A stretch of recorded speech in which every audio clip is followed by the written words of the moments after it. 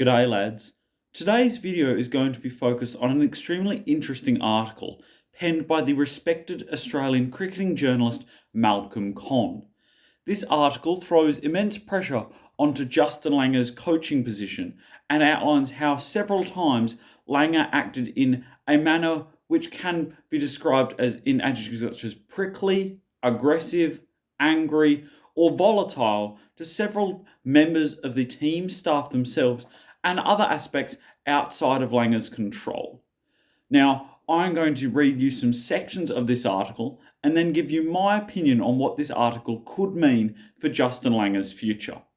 And now, I would like to address, people might be thinking this is a bit hypocritical for me to talk about an article attacking Justin Langer, or it might be a concession that I was wrong in some of my previous videos.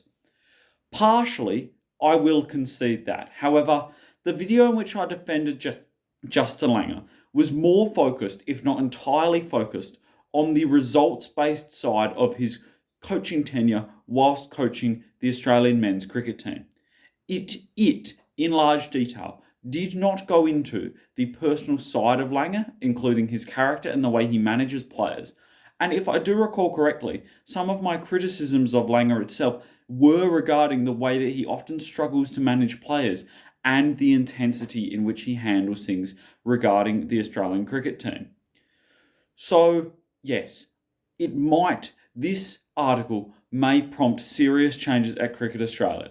And if Langer is proven to have acted in a disgraceful, volatile, aggressive manner, and in a way which puts immense pressure on the players and diminishes and makes the other coaching staff around him feel shocked, hurt, and embarrassed, then there is more than reasonable cause for his removal.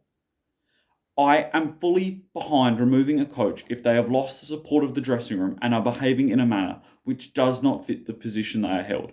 And if Langer has done that, then I think it is more than acceptable for him to be removed. However, it remains the case as to whether that has occurred, but this article does give an insight to the fact that all is not rosy within Justin Langer's coaching staff. Now, it starts off by describing how Malcolm Conn himself, a long-time part-time journalist, that's a bit harsh, he's an exceptional journalist, has also filled in administrative duties for both Cricket New South Wales and Cricket Australia.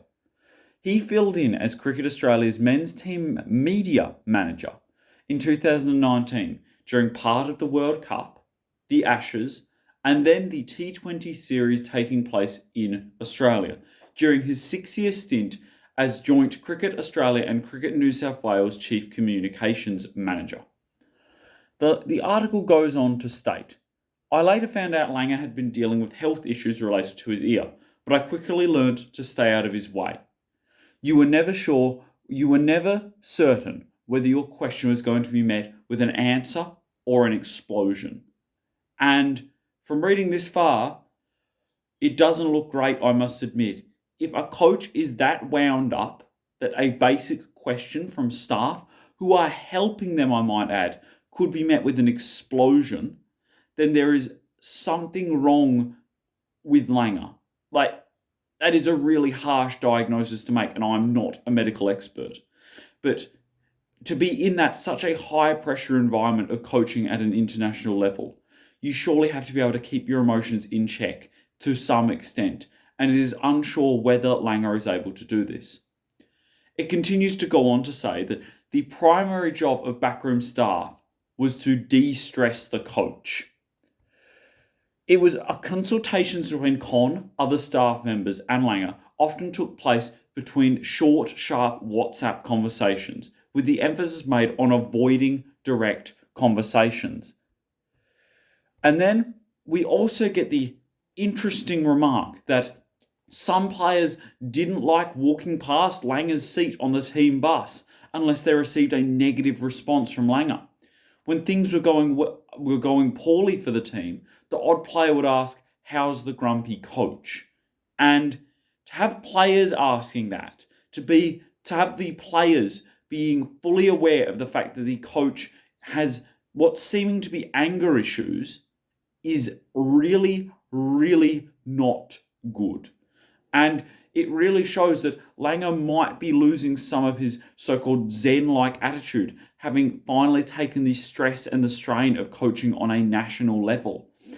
It is quite nerve-wracking to see the Australian coach be so aggressive and so, violent might come to the word in his actions, but this article is really an eye-opening piece, and it is really shocking to see some of the supposed outlets in which Langer is venting his anger. Continuing on with the article, most baffling was Langer's sudden obsession with things which did not matter. 2 days out from the beginning of the 2019-20 international summer, heading into a T20 series against Sri Lanka, which has long since been pushed to the back of our memories as Australia's T20 side has begun to lose heavily, Langer decided that, despite there existing an $800 million television deal with the Foxtel broadcasting network, players would no longer allowed to be mic'd up on the field.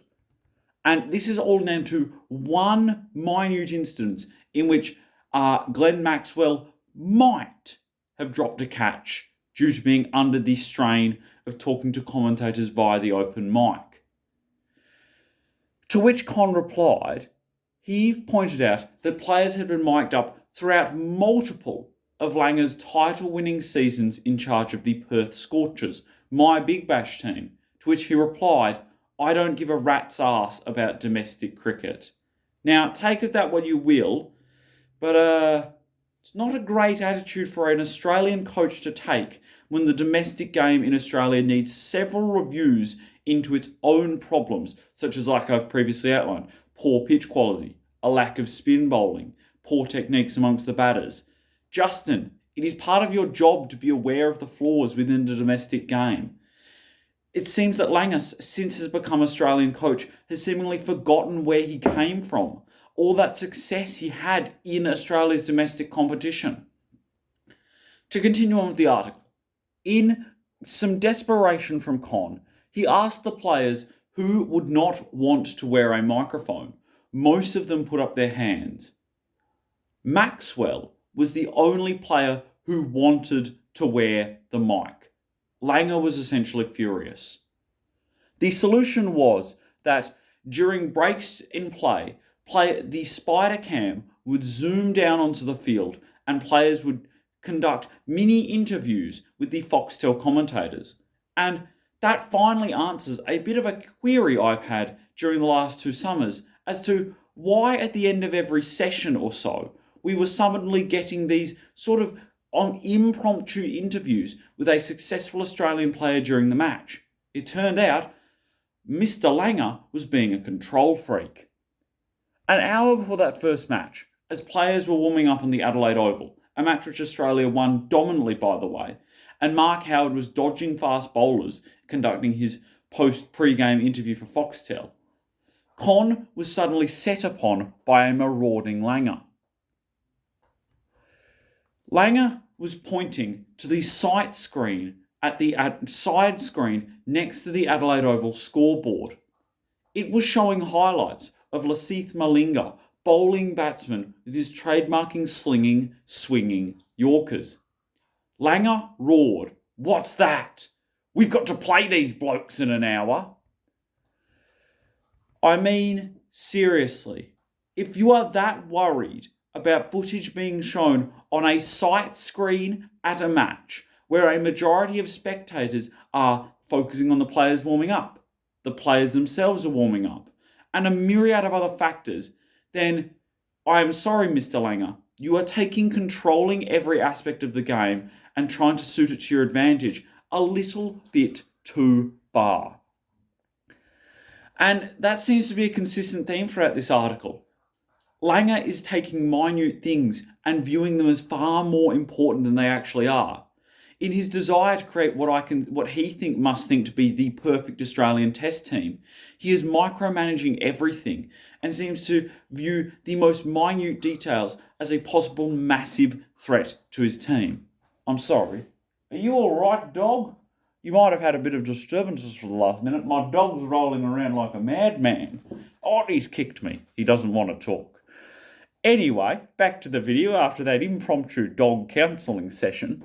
We have the incident of which most recently brought this article to light, in which a journalist from cricket.com.au, which is controlled by Cricket Australia but runs as an international cricket news site, was set upon and essentially monstered by Langer after they posted a video of Bangladesh celebrating their series victory over Australia. When Langer found out about this, he marched over to that journalist and allegedly told him to be very careful, or words to that effect. I mean, seriously? This is not a playground here, Mr. Langer. This is a board, probably a conference room, and a journalist who is probably being paid a pittance to cover this series and to do video editing. And you are abusing him. Now, this makes me feel awkward to where I stand about Justin Langer, because I think he has genuinely done a good job results-wise with this team. He has been able to take us through the ball tampering saga and mould this team into a winning combination, which could easily be described as the second best team in the world. Of course, you all know who is the best, and they just dominated probably the fourth best team at Lord's. And, however, it appears to be that there are several issues with Langer behind the scenes which are only just coming to the fore. It appears that he is a massive micromanager of things that do not impact him. He is often extremely harsh and unsympathetic to journalists and people around him who might not have any idea of their context or their broader situation. I'm sorry, the dog's now walked off. And it appears that he can be excessively volatile and aggressive when things don't go exactly as he foresees. There needs to be serious questions regarding these behaviour, and a full review needs to be conducted. And following that review, adequate actions need to be taken place. And if that involves removing Langer from the coaching position, I would be willing to reconsider my position on Justin Langer in the past. And I will admit that I may have been wrong about the personal side of Langer all along. So I hope you enjoy this video. Kind of an apology from me for getting things wrong in the past, although these facts weren't known at that stage, and obviously the incident with the Cricket Australia journalist had not occurred. It is not my fault for being wrong after the fact, but then again, it is also good for me to acknowledge it. And I hope that this article is also, and my explanation of it, has given you a greater insight to the possible turmoil that is going on within Cricket Australia as we speak. Hope you've enjoyed this video. I will see you in the comments. Cheers, lads.